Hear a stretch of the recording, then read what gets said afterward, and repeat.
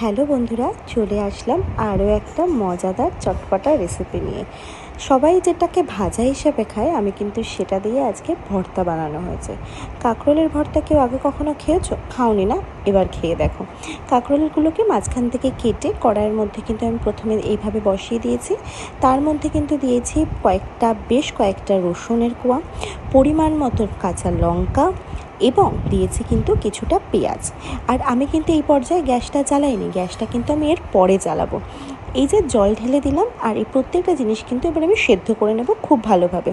আর হ্যাঁ, সেদ্ধ করার মেন উপকরণ যেটা যাতে তাড়াতাড়ি হয়ে যায়, লবণ, সেটাও অ্যাড করে দিয়ে ব্যাস দিয়ে দিলাম ঢাকা, যাতে আমার গ্যাসটা একটু সাশ্রয় হয়। আর এবার আমি খুন্তি দিয়ে কিন্তু প্রথমে দেখে নেব আমার কাঁকরোলটা ঠিক কতটা সেদ্ধ হয়েছে। ওই খুন্তিটা জাস্ট শো অফের জন্য, আসল কাজ কিন্তু এই খুন্তি দিয়েই চলে। এই যে দেখে নিয়েছো ভালোভাবে সেদ্ধ হয়ে গেছে। এবার কিন্তু আমি ভালোভাবে কড়াইতে বিনা তেলেই একটুখানি নাড়াচাড়া করে নেব। ব্যাস, নাড়াচাড়া যখন আমার প্রায় কমপ্লিট হয়ে যাবে, তখন কিন্তু আমি একটা টঙের মাধ্যমে আমার কাঁকরোলগুলোকে বেশ একটা প্লেটের মধ্যে সাইড করে রেখে দেবো। আর শুধু কাঁকরোল না, আমি কিন্তু রসুন লঙ্কা সবটাই সাইড করে নেব এবং হাতের সাহায্যে খুব ভালোভাবে মেখে নেব। এটা তোমরা চাইলে মিক্সিতেও দিয়ে দিতে পারো, কিন্তু এটা হাত দিয়ে মাখলেই বেশি ভালো হবে। মিক্সিতে দিলে একদম বেশি মিহি হয়ে যাবে, যেটা একদমই খেতে কিন্তু ভালো লাগবে না। তাই হাত দিয়ে এরকম ভালোভাবে আমি চটকে এটাকে মেখে নিয়েছি।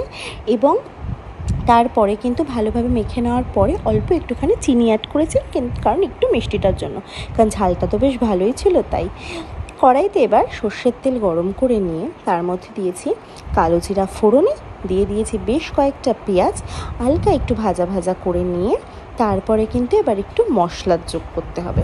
মশলার মধ্যে এখানে ব্যবহার করেছি অল্প একটুখানি ধনে, অল্প একটুখানি জিরে, আর অল্প একটুখানি হলুদের গুঁড়ো। ব্যাস, ভালোভাবে মশলাটা কিন্তু কড়াইয়ের মধ্যে নাড়াচাড়া করে নিতে হবে। আর লবণ কিন্তু আমি আর দিইনি, কারণ আমি কিন্তু লবণ সেদ্ধর সময় দিয়েছিলাম। এবার ওই যে হাতে মাখা কাঁকরোলটা এটার মধ্যে অ্যাড করে দিয়ে ভালোভাবে নাড়াচাড়া করে নিলেই আমার হাতে মাখা কাঁকরোল ভর্তা কিন্তু একদম রেডি। আর এটা গরম ভাতের সাথে তো খেতে ভালো লাগবে, যে কোনো ভর্তাই ভালো লাগে, এটাও কিন্তু ভালো লাগবে।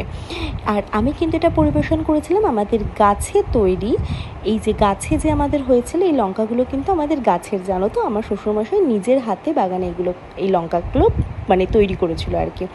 আর ওপর থেকে একটু সর্ষের তেল দিয়ে পরিবেশন করেছে। ভিডিওটা ভালো লাগলে প্লিজ সাবস্ক্রাইব করে দিও।